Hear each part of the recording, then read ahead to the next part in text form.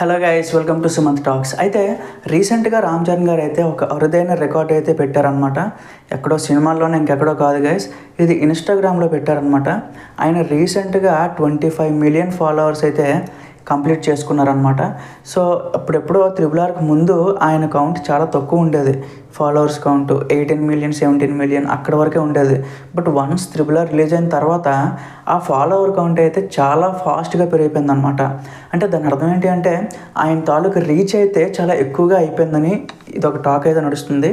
అయితే మనం చూసుకుంటే తెలుగు హీరోల్లో మోస్ట్ నెంబర్ ఆఫ్ ఫాలోవర్స్ అయితే వచ్చేసి అల్లు అర్జున్ గారు ముందున్నారనమాట.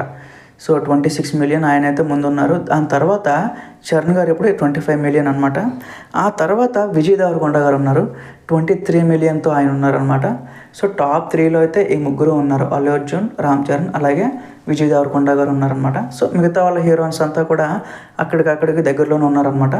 సో ఇదైతే ఇప్పుడు ఏంటంటే ఇన్స్టాగ్రామ్లో రీచ్ రావాలి, ఇన్స్టాగ్రామ్లో ఫాలోవర్స్ పెరగాలి అంటే ఈ రోజుల్లో చాలా కష్టమవుతుంది. ఎందుకంటే ఒక సినిమా రిలీజ్ అయ్యడానికే మనకు 2-3 సంవత్సరాలు పడుతుంటే, సో అప్డేట్స్ బేస్ చేసుకొని, ఆ న్యూస్ బేస్ చేసుకొని ఎవరో తెలియని వాళ్ళు వచ్చి సెర్చ్ చేసి, లైక్ చేసి, ఫాలో చేయడం అనేది చాలా కష్టమైన పని అనమాట. బట్ చరణ్ గారికి అది అవసరం లేకుండా పోయిందనమాట. అంటే ఆటోమేటిక్గా దాని తలుగు న్యూస్ అంతా కూడా ఆయన ప్రమేయం లేకుండానే అందరికీ స్ప్రెడ్ అవుతుంది. ఈయన గురించి అందరికీ తెలుస్తుంది అనమాట.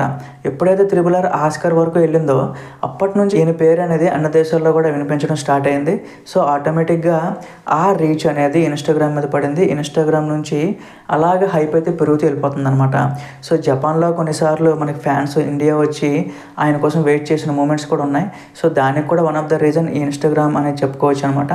సో తొందరలో ఈయన ఫాస్ట్ గ్రోత్ అనేది ఒక కనిపిస్తుంది గైస్. సో తొందరలో అల్లు అర్జున్ గారిని కూడా బీట్ చేసి 30 మిలియన్కి ఈజీగా వెళ్ళిపోతారని నాకైతే అనిపిస్తుంది. సో వెరీ సూన్ ఆ మార్క్ కూడా అందుకుంటారని చాలామంది భావిస్తున్నారు అనమాట. గేమ్ చేంజర్ రిలీజ్ అయిపోయిన తర్వాత ఆ సినిమా టాక్ని బేస్ చేసుకొని ఆ రీచ్ అయితే, ఆ ఫాలోవర్స్ కౌంట్ అయితే ఇంకా పెరిగిపోద్ది అనమాట. సో ప్రజెంట్ అయితే అప్డేట్ అయితే గైస్, మరిన్ని అప్డేట్స్ నేను మళ్ళీ ముందుకు వస్తాను. Thank you.